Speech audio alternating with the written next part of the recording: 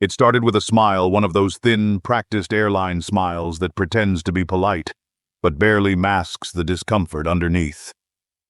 Karoline Leavitt, 27 years old. White House press secretary, had just settled into seat 1A aboard Patriot Air Flight 227 from Dallas to Chicago. It was a crisp morning, and Karoline had chosen this particular flight and seat for one simple reason: silence and space. As a platinum member, she had booked the ticket days in advance, paid in full, and arrived early. Everything was by the book. No fuss, no favors. Just business as usual. Until the moment Lydia Chen appeared. Lydia, the flight attendant, was composed but visibly hesitant. She walked toward Karoline with that polished service smile that Americans over 65 know all too well. It's not real warmth, it's protocol. "Ma'am," she began, "we're terribly sorry, but we need to ask you to change seats. A very important passenger has just boarded and they're usually assigned this seat." That was the first spark. Karoline looked up, her eyes steady. "This is seat 1A. It's on my boarding pass. Is there a mistake in the manifest?" "No mistake," Lydia replied, still keeping the smile like a mask. "But the seat is often prioritized for VIP passengers."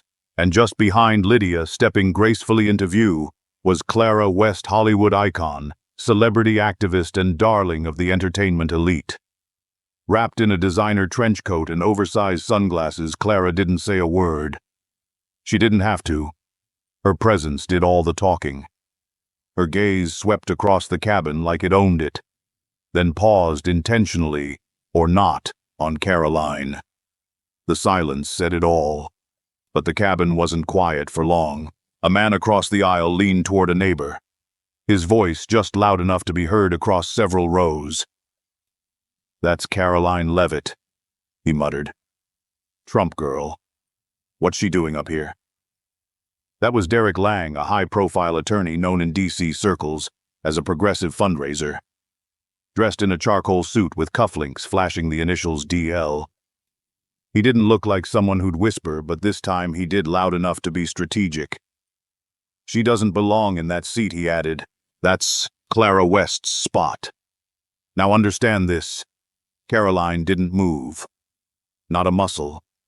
She didn't raise her voice or demand anything. She simply looked at Lydia and said with the kind of calm that unnerves people who expect drama, "I booked this seat. I'm a platinum member. I confirmed it when I checked in." The calm was louder than any outburst. But the mood in the cabin began to shift. If you've flown first class in America, especially on routes between big cities like Dallas and Chicago, you know it's not just about comfort. It's a performance space. People watch each other. Subtle judgments hang in the air like recycled oxygen. And in that cabin, judgment had already been passed. The moment Karoline refused to give up her seat, whispers started to grow. Not about Clara West's fame, but about Karoline's politics. That's when it stopped being about a seat and started being about a symbol. To some, she wasn't just a passenger. She was a representative of something they disagreed with vocally. A woman with influence in a conservative administration, sitting in a seat they believed belonged to someone more appropriate, more aligned with their worldview, more famous, more progressive. The tension wasn't loud. It was subtle but unmistakable. Phones were quietly raised, not by Karoline, by others. They knew something was happening, something juicy, a quiet confrontation with explosive undertones. And still, Karoline didn't flinch. She sat upright, tablet on her lap, stylus still in hand, as if she were editing her next press briefing instead of being surrounded by soft threats. Her calm, measured, grounded, unmoved was the only shield she needed. And somehow that composure made the tension worse. Because it wasn't anger that stirred the cabin. It was disbelief. Disbelief that someone like her wouldn't defer to a celebrity. Disbelief that she wouldn't back down when reminded of who Clara West was. Disbelief that someone could stand their ground without ever raising their voice. For older Americans watching this unfold, especially those who've seen decades of cultural shifts, this was more than a modern airline dispute. It was a collision of values: quiet dignity versus celebrity privilege, service versus symbolism, process versus popularity, and it was about to escalate. The seed had been planted. A seat was being contested, not by screaming, not by entitlement, but by principle, and in that moment it became clear this wasn't just a misunderstanding. It was a test of whether rules still mattered when fame walked on board, a test of whether calm firmness could withstand passive aggression, a test of whether integrity, simple, non-showy, quiet integrity, still had a place in America's first-class cabin. Karoline wasn't fighting. She was holding her ground, and by doing so, she lit the fuse of a story that would soon shake a corporation, go viral nationwide, and remind America that the most dangerous thing in the world is not a loud person demanding rights, it's a quiet one who already knows them. To the rest of the passengers, it still seemed minor. To Karoline, it was already a line drawn in the sand, and she wasn't about to cross it. The tension from part 1 didn't fade, it thickened. Seat 1A had become something more than a chair, more than a booking. It had become a battleground of principle. Karoline Leavitt, still seated, still composed, turned slowly to the attendant and repeated, this time more firmly, "I have a confirmed ticket. I'm a platinum member. I'm not moving." There was no tremble in her voice, no dramatic pause. Just plain American resolve, the kind our grandparents respected, the kind that doesn't need shouting to be heard. But someone else had heard enough. Ronald Vega, the first-class supervisor, approached from the front of the cabin with the stride of a man used to compliance. He wore a pressed blazer gold name tag and the faint smirk of someone convinced he held the upper hand. "Ma'am," Ronald said, leaning in slightly. His tone clipped. Passengers with influence such as Miss West are typically given priority when certain seats are in question. The word influence hung in the air like a slap in the face. Karoline didn't raise her voice. She simply reached for her phone, tapped the screen, and started recording. "Just to be clear," she said calmly, "I'm being asked to vacate my legally booked seat because someone else is more famous." The hush that followed wasn't silence, it was a slow, stunned awakening. Several passengers turned their heads, a few subtly reached into their bags. Screens lit up. One woman in a business suit across the aisle adjusted her glasses and hit record. This wasn't about comfort anymore. It was about something everyone in that cabin recognized deep down: favoritism. Ronald's face changed just slightly, not fear, not yet, but recognition. Recognition that this was being documented, and maybe, just maybe, it wouldn't go the way he thought. But he pushed forward anyway.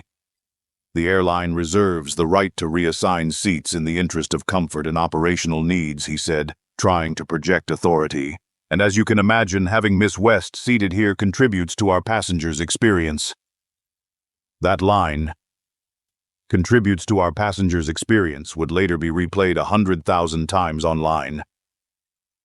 Karoline looked up. "And what about my experience?" she asked, her voice still even. "Or the rights of anyone who follows the rules, pays the full fare, and boards on time?" Ronald blinked, caught off guard by the logic. But before he could respond, the cabin curtains swished open again, and in stepped Captain Edmund Shaw.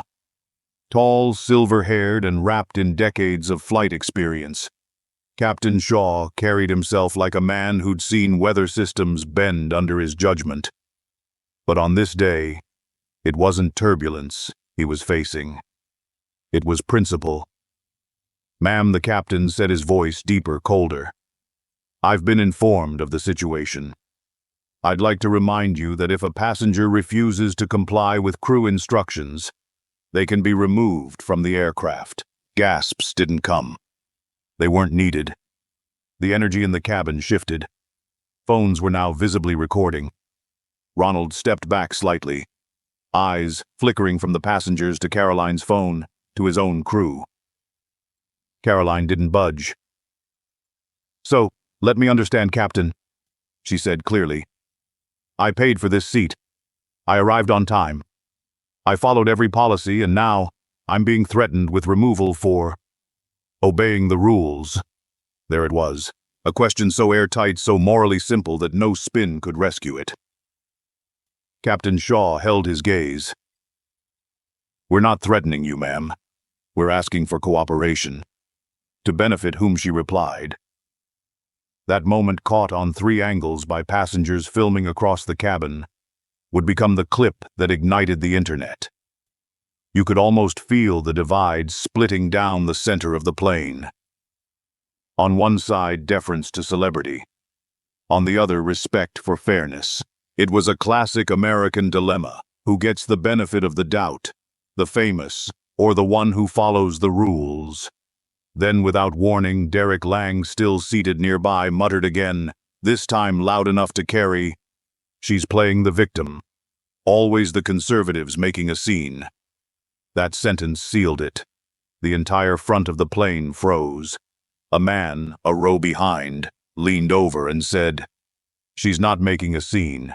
She's refusing to get shoved around." Others nodded. Then a passenger in the back of first class, a woman in her 60s with a soft southern drawl, stood up. "Excuse me," she said, holding up her phone, "but I think people have a right to sit in the seat they paid for, no matter what politics they have." Ronald Vega paled. Captain Shaw took a step back. Clara West, still standing silently near the galley, adjusted her scarf but said nothing. Her silence now felt heavier, as if the gravity of the moment was settling on her too. And the cameras kept rolling. Karoline hadn't moved. The quiet war between principle and privilege had reached cruising altitude. And by now, half of the country would be watching once the footage hit Twitter, TikTok, Facebook, and every cable news channel within the hour. But up in that cabin, it was still intimate, still fragile. A single wrong move and the whole thing would collapse into chaos. Ronald, flustered but trying to regain control, spoke again. "Ma'am, we can avoid escalating this." Karoline looked him straight in the eye. "I'm not escalating anything. I'm sitting in my seat." And that line, "I'm sitting in my seat," became a cultural touchstone. 3 rows back, a younger man whispered, "I'm tweeting that." Another mumbled, "She's tougher than half the people in Congress." And just like that, a quiet resistance had begun. She wasn't yelling. She wasn't making speeches. She wasn't even asking for attention. She was simply refusing to surrender her seat, because someone more influential wanted it. And that in the eyes of every American who had ever felt dismissed, overlooked, or pressured to stay quiet, that was power. It wasn't the kind of power you brag about. It was the kind you hold. The kind that built this country. The kind that doesn't fold when someone's famous face walks down the aisle. The captain stepped back. Ronald said nothing more, and Karoline, still seated in 1A, looked out the window. No drama, just resolve. But this wasn't over, because the real storm wasn't inside the cabin anymore. It was on the phones, in the cloud, and in the hearts of every viewer who'd soon see the footage. The moment a woman refused to move, and in doing so forced a nation to look in the mirror. The decision was made. Captain Edmund Shaw gave the nod, and 2 uniformed airport security officers quietly boarded Flight 227. There was no announcement, no fanfare, just the sudden weighty stillness of passengers holding their breath as 2 men in navy blue jackets made their way down the aisle of first class. Karoline Leavitt, still seated in 1A, didn't flinch. She calmly powered off her tablet, slipped it into her leather bag, and slowly stood up. Her posture remained steady, dignified, deliberate, no signs of panic, no trace of embarrassment. If anything, she looked like someone walking out of a boardroom, rather than being ejected from an airplane. This wasn't surrender. It was strategy. The first officer stepped forward. "Ma'am, we need you to deplane." Karoline looked him straight in the eye. "I understand." And just like that, she gathered her coat, slung her bag over her shoulder, and walked down the narrow aisle with the kind of composure that leaves a mark. Passengers watched in silence. Some nodded slightly. A few looked away ashamed. A handful lowered their phones, unsure if they were recording courage or humiliation. She didn't say a word until she reached the jet bridge. But the second her feet touched solid ground, something changed, not just in her, but in the air itself. Because waiting just outside, clutching a phone in one hand and a tote bag in the other, was Maya Lopez, the quiet passenger from row 2C. She approached quickly, eyes wide with urgency and emotion. "Miss Leavitt," she said, her voice low but clear. "I recorded the entire thing." Karoline blinked, surprised. "From the moment the flight attendant asked you to move," Maya continued to, "when that man Derek Lang said they'd get praise from the media if they gave the seat to Clara West. It's all here." She raised her phone slightly, the screen still open on the saved video. Karoline's composure held, but her eyes softened. "You recorded the whole thing?" Maya nodded. "Every word. I couldn't stay on the flight after that. I had to get off." Karoline reached out and gently took Maya's phone to review the footage. What she saw wasn't just confirmation, it was evidence. Powerful, damning, undeniable. And it would change everything. She handed the phone back, then pulled out her own. In under 10 seconds, she had forwarded the video to her communications team in DC. A short text followed, "Use this. Get it moving now." Within minutes, the wheels of a full-blown media response were turning. By the time Karoline stepped into the VIP lounge of the terminal, the clip had already reached one of her aides. By the time she sat down with a cup of black coffee, the video had been uploaded to 3 platforms. And by the time she finished that cup, the video had hit 1 million views. The hashtags were brutal and brilliant. Hashtag bias in the sky. Leavitt vs. Hollywood. Ish seat 1A. By the time the flight she was removed from even reached cruising altitude, over 3 million people had seen the footage. Every second of it. The smirk on Ronald Vega's face. The cold detachment of Captain Shaw. The smug silence of Clara West. And Derek Lang's whispered promise. "Don't worry, we'll get you media praise if you put her in that seat." And in the middle of it all, Karoline. Calm, firm, refusing to move. For many viewers, especially older Americans who grew up believing in fairness, decency, and process, this wasn't just outrageous, it was deeply personal. This was the moment when someone finally stood their ground. And it happened in a place where people least expect to make a stand, seat 1A, on a Tuesday flight. Cable news shows caught wind of the story before the evening broadcast. Conservative outlets ran it first, but it didn't stop there. Independent commentators, legal analysts, airline unions, and even celebrity ethics blogs picked it up. Across America, the reaction was swift and fierce. Retired veterans commented, "She's got more backbone than half of Congress."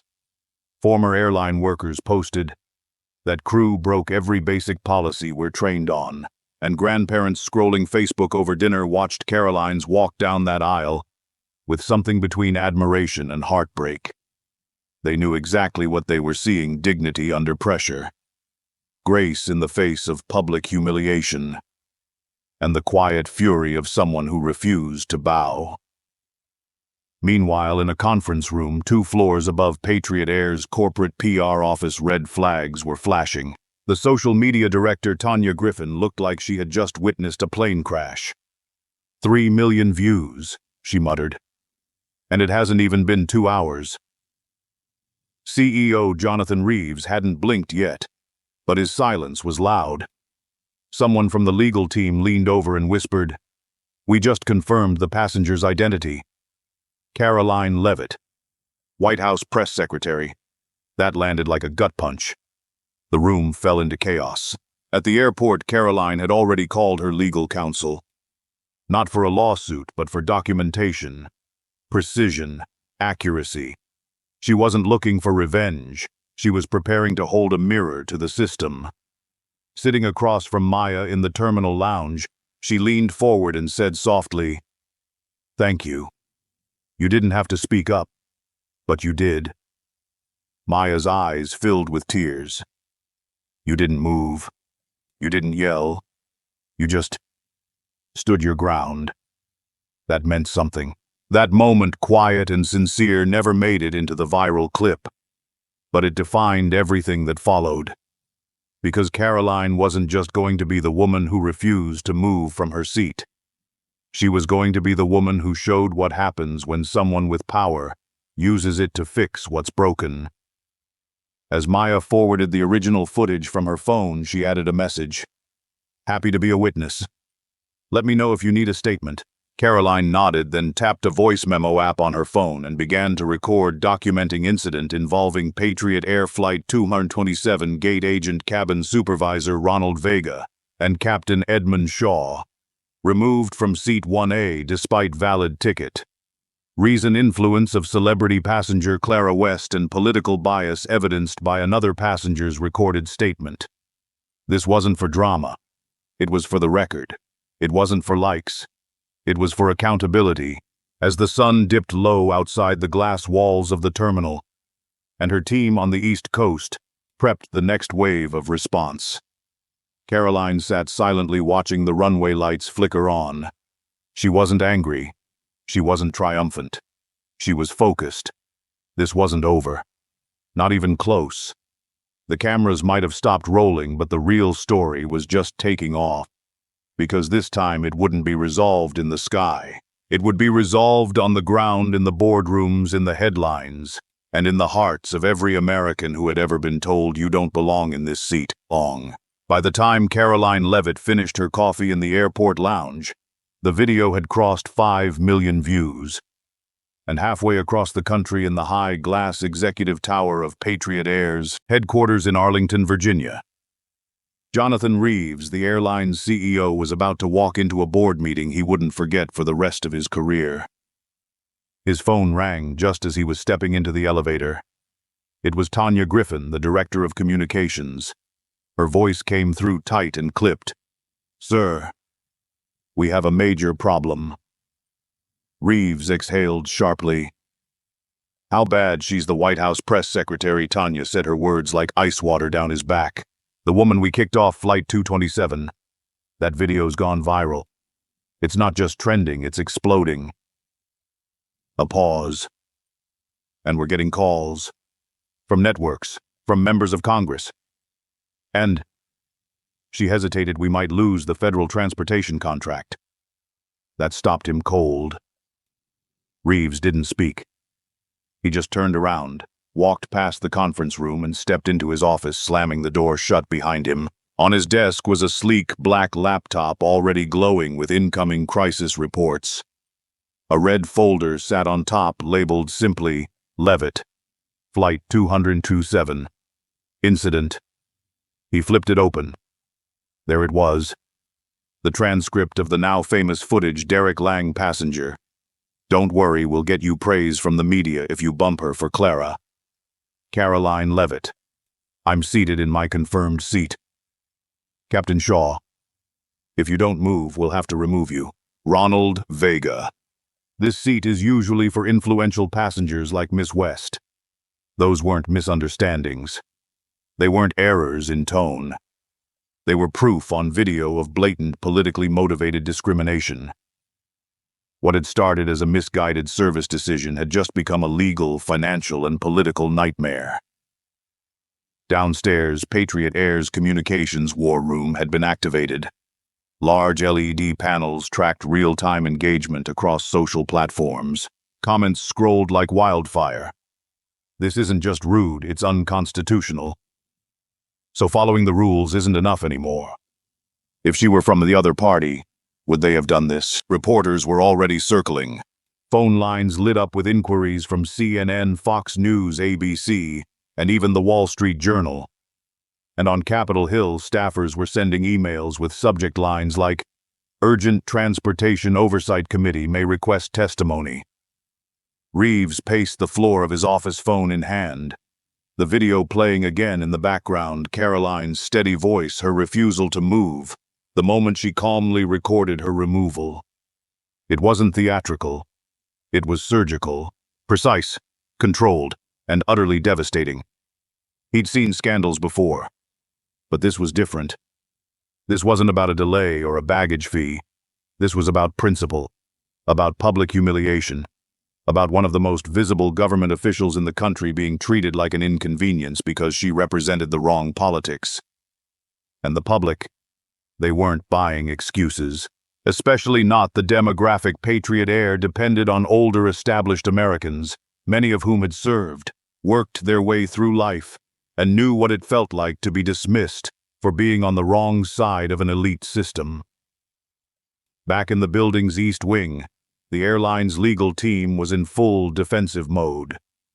Chief Counsel Matthew Brooks had already drafted a preliminary apology, but Tanya Griffin had stopped him cold. "No," she said. "This isn't a PR misstep. This is systemic. The video shows bias. That's what people are reacting to. A carefully worded sorry won't cut it." "What do you suggest?" Brooks asked. Tanya didn't hesitate. "You fire the crew. All 3. Immediately. You cancel flights if you have to. You hold a press conference, and you get on the phone with Leavitt today before she goes to the press or Capitol Hill." "Too late," a voice said from the corner. It was Laura Evans, the head of government relations. She held up her iPad screen aglow with the latest development. "She's already posted the original video, a voice memo, a statement, and she's tagged every major outlet in the country." The room went silent. Meanwhile, on the tarmac in Chicago, Karoline was already surrounded by her team. Her aide, Daniel Wexler, was fielding calls. Her legal counsel had drafted a statement outlining the potential violation of civil rights, and her communications director, Sarah Mitchell, was coordinating with media contacts for a prime-time interview. Karoline didn't want retribution. She wanted accountability. As she stood near the terminal windows, the skyline behind her glowing gold with late-afternoon sunlight, she turned to Sarah. "They knew who I was," she said almost to herself. "They just didn't think it mattered." "It's going to matter now," Sarah replied. "You're not just making a statement. You're building a case." Back at Patriot Air, CEO Reeves was staring at numbers that told him exactly how bad it had become. Stock down 11.4% in 3 hours. Federal contract status under review. Public trust rating free-falling. He finally made the call. "Get the board in here.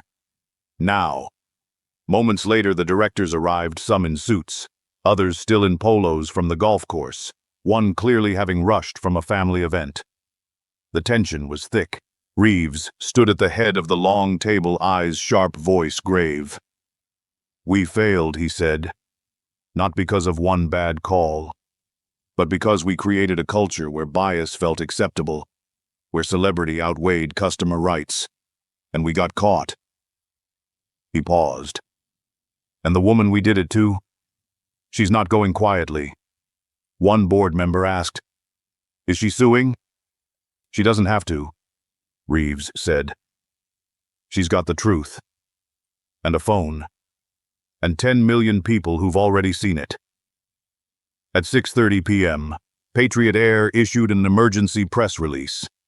Effective immediately, 3 crew members involved in Flight 227 have been suspended pending full investigation. Patriot Air will also be conducting a comprehensive internal review of our policies to ensure equal treatment of all passengers regardless of public status or political affiliation. But it wasn't enough. Karoline didn't post a reaction. She didn't need to, because the public was already doing it for her. Comments poured in by the thousands. "I don't care what side you're on, this was wrong." She showed more class than the entire crew combined. Time for this airline to be held accountable, and then came the real reckoning. The Department of Transportation issued a statement late that night. "We are aware of the incident involving Patriot Air Flight 227. Any potential violations of federal passenger rights laws will be reviewed and addressed accordingly. Now it was official. This wasn't a public embarrassment. It was a government-level investigation. And at the center of it all stood one woman who refused to move, and a company that now had no choice but to do exactly that. By the time the sun rose the next morning, America had already chosen its symbol of the week. And it wasn't a politician, a pop star, or a billionaire. It was a woman who refused to give up her seat. Karoline Leavitt, White House press secretary, had become the face of principle in a world overrun with exceptions. And the nation wasn't just watching, now they were listening. Cable news anchors, newspaper headlines, morning talk shows, they all echoed the same phrase. She didn't scream. She didn't sue. She stood still and changed everything. At Patriot Air headquarters in Arlington, Virginia, the mood had shifted from panic to reckoning.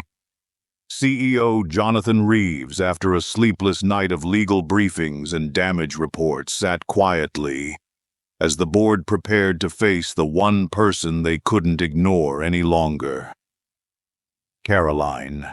The emergency meeting had been scheduled for 9 a.m. sharp, but by 8:45 the boardroom was already full. Some executives wore ties that hadn't been ironed. Others looked like they hadn't changed clothes since the day before. Everyone looked like they knew this wasn't going to be a routine apology tour. At exactly 9, the glass doors opened and Karoline Leavitt entered. She didn't walk in with a legal team. She didn't bring PR advisors or cameras. She walked in with two people, her communications director, Sarah Mitchell, and her legal counsel, Eli Grant. She still wore the same navy blazer from the flight, not out of stubbornness, but as a reminder. This is who I was when you dismissed me, and I'm still standing. The room fell silent. CEO Reeves stood to speak. Ms. Leavitt. But Karoline raised her hand gently, cutting him off, not rudely, but with unmistakable authority. No statements, she said. Just responsibility. She placed a single piece of paper on the conference table, unfolded it, and read aloud. This is not about me. It never was. If I stay silent today, thousands of Americans tomorrow will face the same kind of soft, quiet humiliation I did just because someone with more fame, louder politics, or better PR walks on board. Then she looked directly at Reeves. I'm not here to ask for compensation. I'm here to demand accountability and change.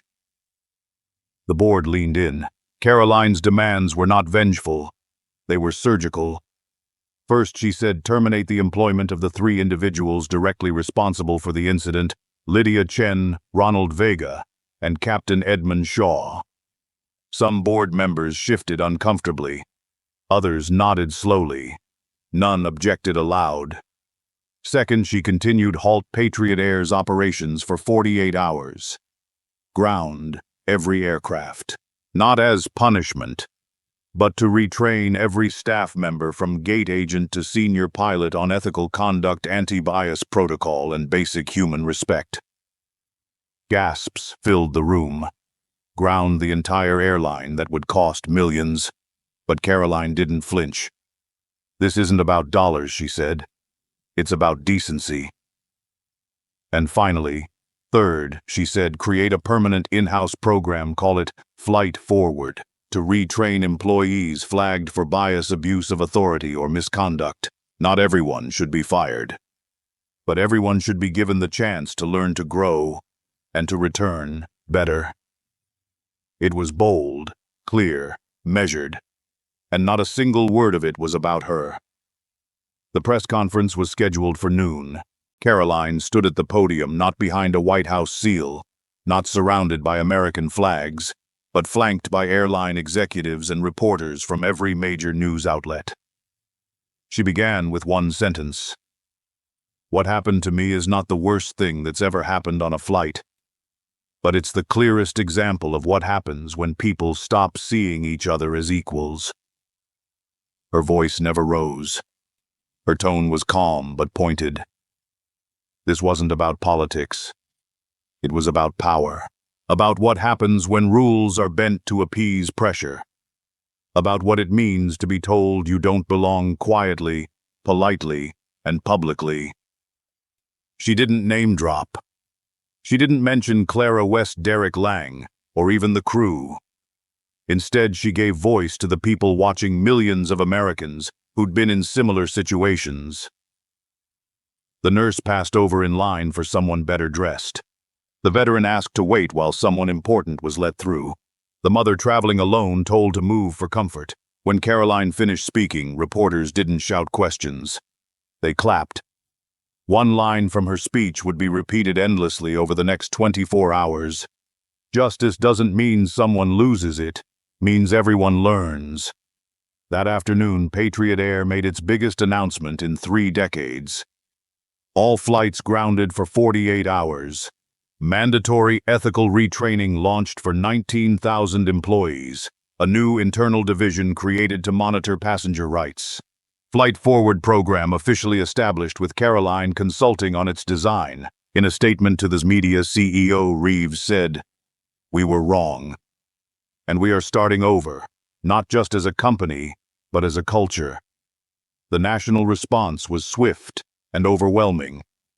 Cable networks ran split screens, one side showing Karoline's removal from the plane, the other showing her at the press podium, same outfit, same woman, but now a national symbol of grace, under fire.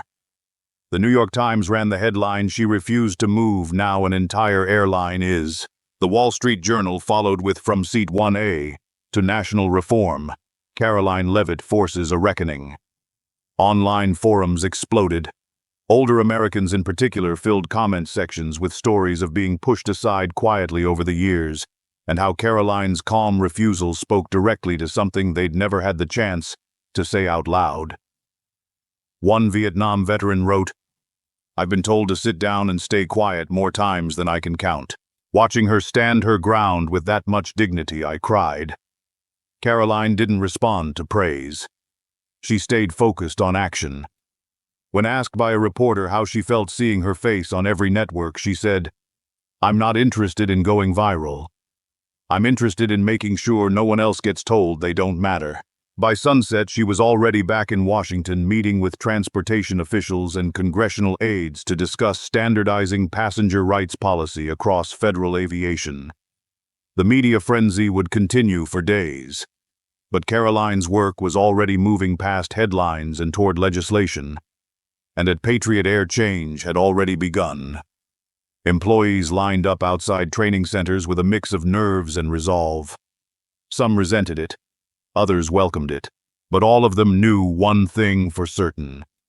The company would never be the same, not because of a lawsuit, not because of a boycott, but because one woman seated in 1A refused to give up the space she had earned, and in doing so, made room for thousands of others who never thought they could speak up. Not with noise, but with presence. Not with anger, but with integrity. Not with revenge, but with reform. 6 months later, the name Karoline Leavitt wasn't trending anymore, and that's exactly how she wanted it. The headlines had faded. The frenzy of cable news panels, political analysis, and think pieces had died down. The hashtags had quieted. But what remained, the part no trending topic could erase, was the permanent change she had set in motion. What began with a seat dispute on a Tuesday morning flight from Dallas to Chicago had unfolded into something far greater. The quiet rebuilding of an entire corporate culture, not with lawsuits or scandal, but with conviction, structure, and grace. And at the heart of it all was one radical idea: justice doesn't end with punishment. It begins with opportunity. The 3 employees at the center of the controversy, Lydia Chen, Ronald Vega, and Captain Edmund Shaw, had been terminated within 48 hours of the incident. Their initial reactions had followed a predictable shock denial and defensiveness.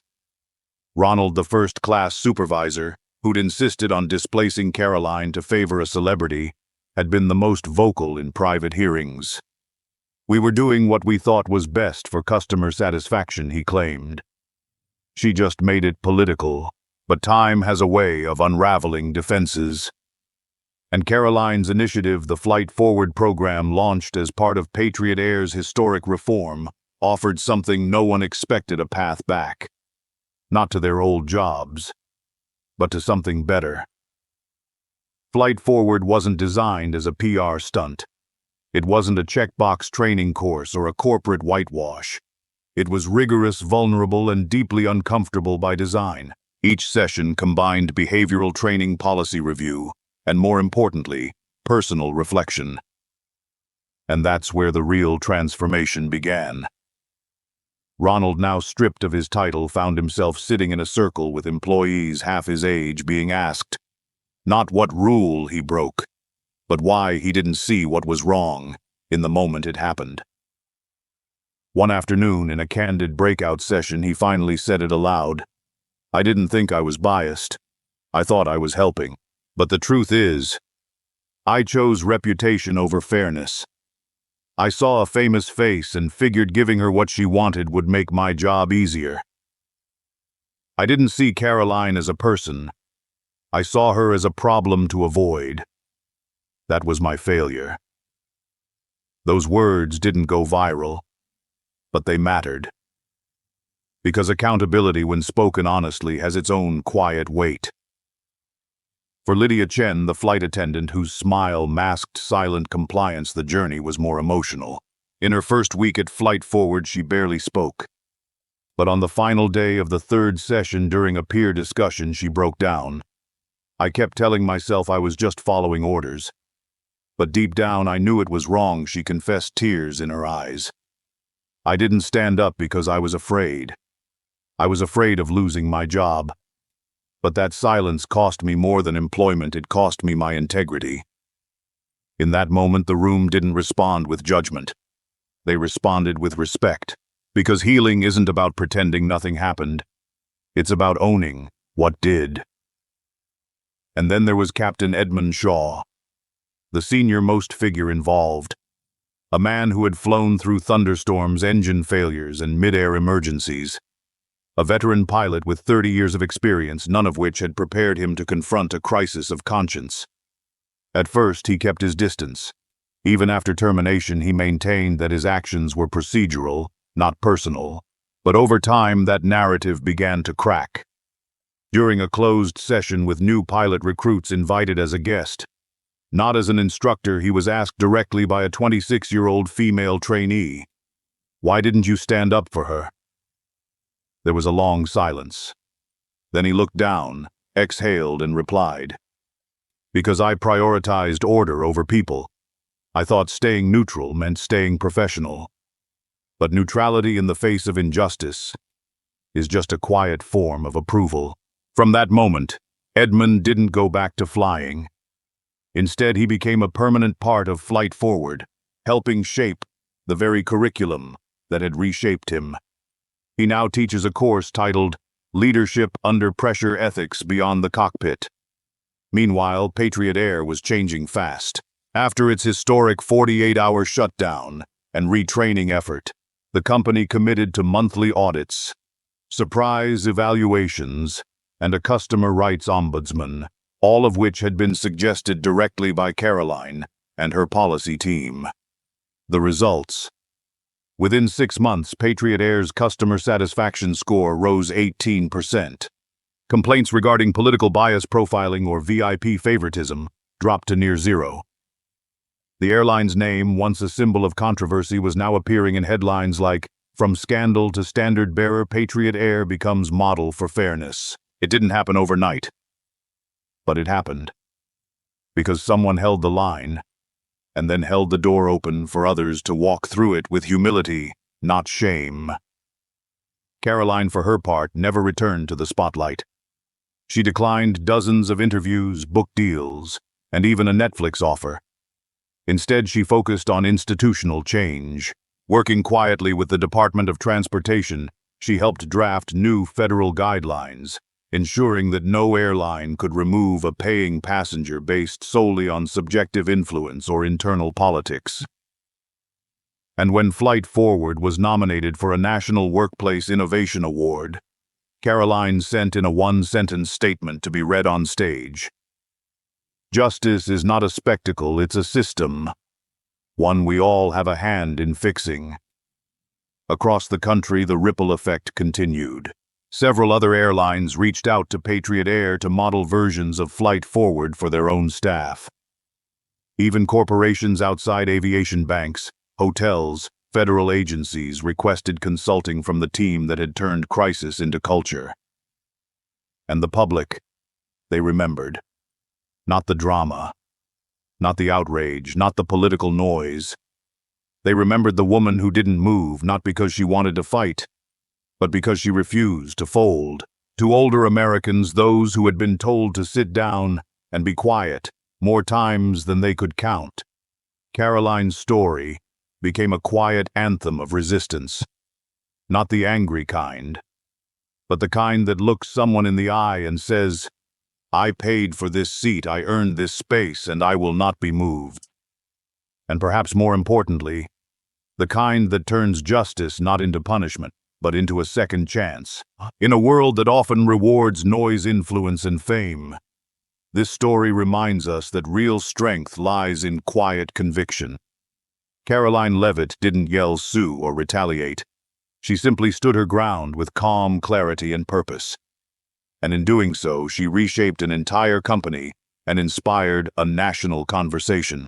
For older Americans who've seen decades of change, many of whom were told to wait your turn or stay quiet to keep the peace, this moment validates something they've always known. Fairness isn't given. It's earned. And sometimes it's defended in silence. Whether it's in a waiting room, a voting booth, or on a flight at 30,000 feet, dignity is not about power. It's about presence. We may not always have the microphone, but we always have the right to be treated with respect. The lesson is simple but timeless. You don't need a loud voice to make a lasting impact. You just need to know when not to move.